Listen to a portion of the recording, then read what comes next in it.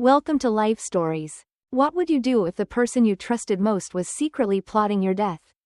Ryan Carter had it all: wealth, success, and a seemingly devoted wife. But after a tragic accident leaves him in a coma, he overhears a horrifying truth. His wife, Jessica, isn't praying for his recovery, she's waiting for him to die. Trapped in his own body, Ryan fights to survive, knowing that if he wakes up, revenge will be his. Subscribe to Life Stories to begin today's incredible tale of betrayal, survival, and justice served. Let's dive into the story.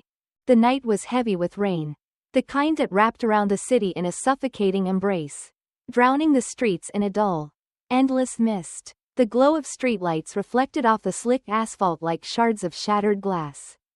The hum of distant traffic blending with the rhythmic tapping of raindrops against my windshield. I exhaled slowly, rolling my shoulders in an attempt to ease the tension that had built up over the course of the day.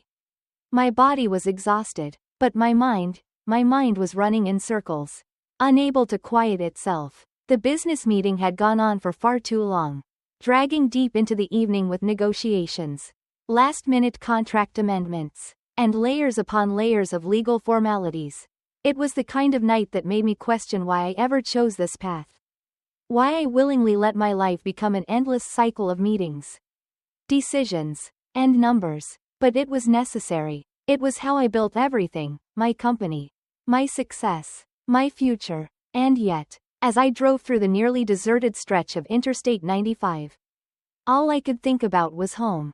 Not because it was a place of warmth or peace, but because it was the only place I could close my eyes and pretend, just for a while, that I wasn't exhausted. The house, a modern estate nestled in the quieter parts of Manhattan's Upper West Side, was beautiful, pristine, always in perfect order. But it was cold, lifeless, a museum, not a home. Jessica would already be there.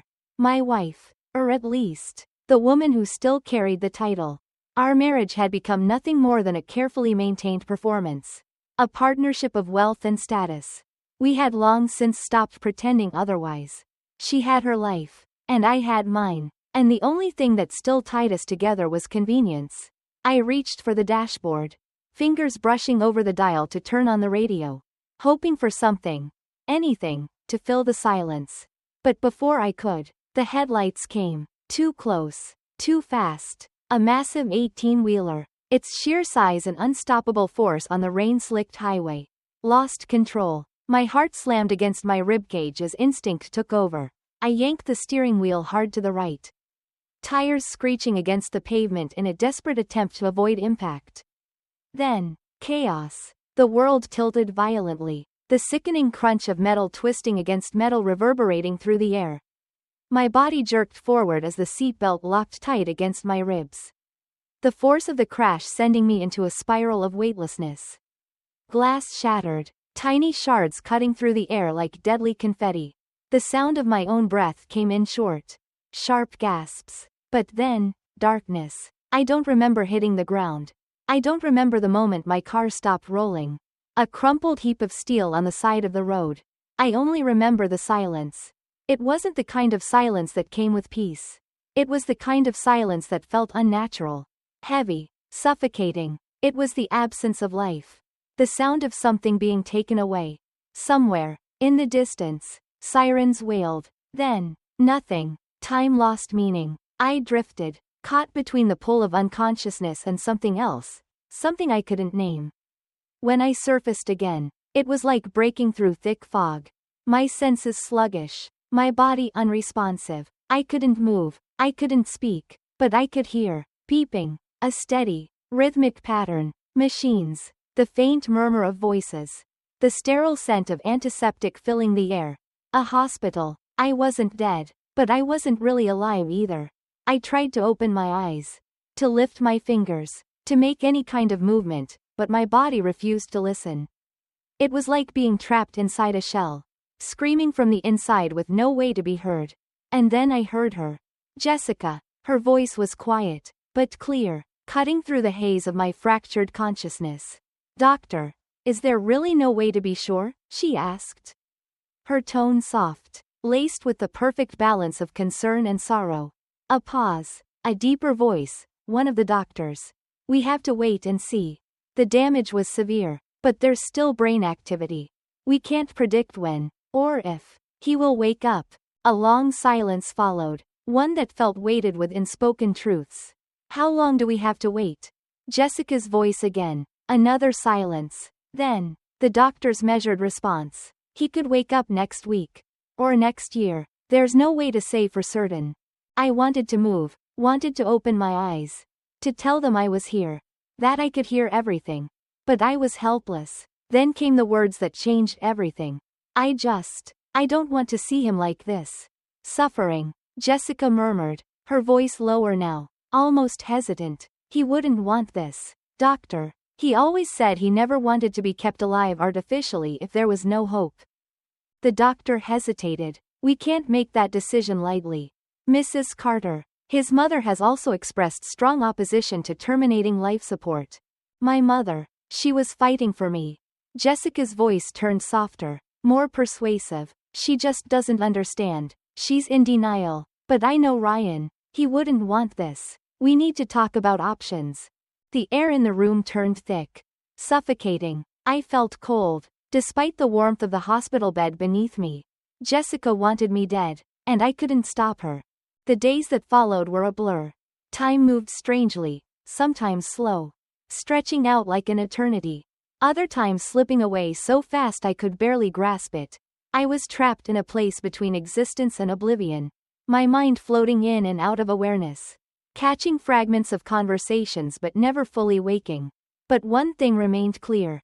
Jessica was waiting for me to die. At first, I tried to convince myself I was wrong. That maybe, just maybe, she was struggling with grief. That she truly believed she was doing what I would have wanted. But as time passed, the truth became undeniable. She wasn't mourning me. She was planning. I heard her when she thought no one else was listening. The moments when the nurses left. When the room was quiet except for the hum of machines. That was when her true self emerged. How long are they going to drag this out? She muttered once. Pacing beside my bed. We both know he's never coming back. There was no sadness in her voice. No heartbreak. Just impatience. And then, one night, the final confirmation. I heard the click of her phone as she answered a call. Her voice lowering into a hushed tone. Yes. I've already spoken to them. No. I haven't touched the accounts yet. I need it to look natural. A pause. The moment they take him off the machines. The estate will be settled. I'll transfer the assets immediately. My blood turned to ice. She wasn't just waiting for me to die. She was making sure of it. The weight of betrayal pressed against my chest. Suffocating me more than any machine ever could. The woman I had once trusted, once loved, was now plotting my death, not with her own hands, but with carefully chosen words and paperwork. I tried again to move, to make any sign of awareness. But my body refused. My own flesh and blood had turned against me, making me a prisoner in a nightmare I couldn't escape. I wanted to scream. I wanted to reach out, grab her wrist, force her to look at me and see that I was still here. But all I could do was listen. And then, just when I was on the verge of giving up, something changed. A new voice entered my world. At first, it was soft, blending into the background noise of the hospital, barely distinguishable from the others. But then it became clearer, warmer, a woman's voice, gentle but steady. You're still in there, aren't you? It wasn't a question, it was a knowing. I didn't recognize her, but there was something different about her presence. Something that made me feel, for the first time since the accident, that I wasn't alone. She didn't speak to me like I was already gone. She didn't whisper about the estate, or the accounts, or how long this would take. She spoke to me, and somehow, I knew, this was the moment everything would change.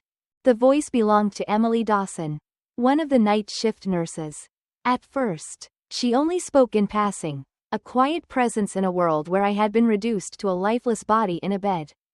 But as the days passed, she lingered longer. Unlike the others, she didn't just check the machines, adjust my IV, and leave. She stayed. She talked, not in the detached, clinical way the doctors did, but as if she believed I was listening. And she was right. I don't believe them, she whispered one night. adjusting the sheets around me. I think you're in there. Ryan. Something inside me stirred at her words. She believed me. Everyone's given up on you. But I can feel it. You're still fighting, aren't you? She placed her hand on mine. A simple touch that sent a ripple of emotion through me. It was the first moment in weeks where I felt truly seen. Truly human. I tried. I willed my fingers to move. Even the smallest twitch. But nothing happened. Frustration clawed at my insides. Emily didn't give up. Over the next few days, she continued testing for signs of awareness. She'd press a cool cloth against my lips, watching carefully as my mouth instinctively parted. She'd brush my fingers lightly, whispering, "Squeeze if you can hear me." And then, one night, it happened. I focused everything I had, every ounce of willpower left inside me, and forced my fingers to move. It was small, barely noticeable, but it was real. Emily gasped. Ryan? Her fingers tightened around mine. Do it again. The effort drained me, but I did. A tremble, a tiny flex of my fingers. But enough. She exhaled shakily, and for the first time, I heard something in her voice I hadn't heard in anyone else's. Hope. From that moment on, everything changed. Emily became my lifeline. Each day, she pushed me a little further. She helped me regain small movements, first my fingers, then my toes. Slowly, agonizingly, my body began to respond. But we both knew the truth. Jessica wouldn't wait forever. Emily overheard her conversations, the subtle yet undeniable pressure she put on the doctors to respect my wishes and take me off life support. The legal process had already begun. If we didn't act soon, it would be too late. That's when Emily came up with a plan. It was dangerous, but it was the only way. Dr. James Whitaker, one of the senior physicians, had been skeptical about Jessica's urgency from the start. Emily convinced him that I was showing signs of recovery, that I was waking up. He listened, and when Jessica finally signed the last document authorizing my removal from life support, Dr. Whitaker signed another one, a transfer order. Officially, I was dead, but in reality, I was being moved. Jessica thought she had won. She had no idea what was coming next. The hospital room was dark. The quiet hum of machines filling the space where life and death had been silently waging war. This was it, the final hours before I disappeared from Jessica's world forever. Emily had worked quickly, keeping my progress hidden from everyone except Dr. Whitaker. No one else knew I was regaining control, that I was beginning to move again, that I had cracked open my eyes in the dead of night and seen the ceiling of the hospital for the first time in weeks. Jessica certainly didn't know. She hadn't even come to see me that day. There was no need. After all, in her mind, she had already buried me. Emily sat beside me, her fingers gently wrapping around mine. They're calling her in the morning, she whispered, to tell her you're gone. My pulse quickened. I wasn't afraid, I was angry. Jessica had stolen so much from me. My trust, my love, my dignity. She had stood by my bed, waiting for me to die like I was nothing more than an obstacle in her path. But she had underestimated me. Emily leaned closer, her voice barely above a breath. She won't even question it. She was right. Jessica wouldn't demand to see my body. She wouldn't cry over me. Wouldn't hold my hand one last time. She had been planning my death for so long that the news would be nothing more than a formality. A step in the process. A confirmation that her new life could begin. She would pretend to grieve, play the role of the devastated widow for just long enough to be believable. Then, when no one was watching, she would celebrate. She had no idea that the very man she had buried was about to walk back into her world. That night, they moved me. Dr. Whitaker signed the papers. Emily guided the transfer team, ensuring I was sent not to a morgue, but to a private rehabilitation center under a different name. It was the final act in a deception that would save my life. The moment the paperwork was finalized, I no longer existed in Jessica's world. She had won, at least. That's what she believed. But I wasn't done yet. The next few weeks were grueling. My body was weak, my muscles atrophied from weeks of stillness. Every movement was a battle. But I fought, harder than I ever had before. Because this wasn't just about survival anymore. This was about taking back my life. By the time I was ready to walk again, Jessica had already begun spending what she believed was hers. She had moved on, and that was exactly what I wanted. Because now, it was time for me to come back. To show her that the dead don't always stay buried. The city lights shimmered in the distance as I stood at the entrance of the Lexington Grand. The venue where Jessica had decided to celebrate her new beginning. From the outside, it looked like any other high society gathering, glasses clinking, laughter spilling into the night, and the scent of expensive champagne lingering in the air. She had no idea what was coming. I stepped inside, my heartbeat steady, my mind clear. Every head in the room turned as I walked through the grand hall. The murmur of conversation fading into stunned silence. And then, I saw her. Jessica froze. Her face paled as she stared at me. The man she had already buried. The husband she had tried to erase. For a long moment, she said nothing. Then, in a voice that barely rose above a whisper, she muttered, "You're supposed to be dead." I smiled. A slow, deliberate smile that told her everything she needed to know. "You should have made sure." I watched as panic flickered across her face. She glanced around, as if searching for an escape. But there was none. Not this time. I leaned in, my voice quiet enough for only her to hear. "I know everything, Jessica. Every word, every lie, every plan you made." She swallowed hard, her hands trembling as she clutched her glass. I straightened. "The lawyers have already been contacted. The divorce is final. You get nothing." Her breath hitched. And just like that, everything she had fought for, everything she had betrayed me for, slipped through her fingers. I turned and walked away. For the first time in a long time, I was truly free. If you enjoyed this story, make sure to subscribe to Life Stories so you don't miss our next videos. More thrilling stories are coming soon. Stay tuned.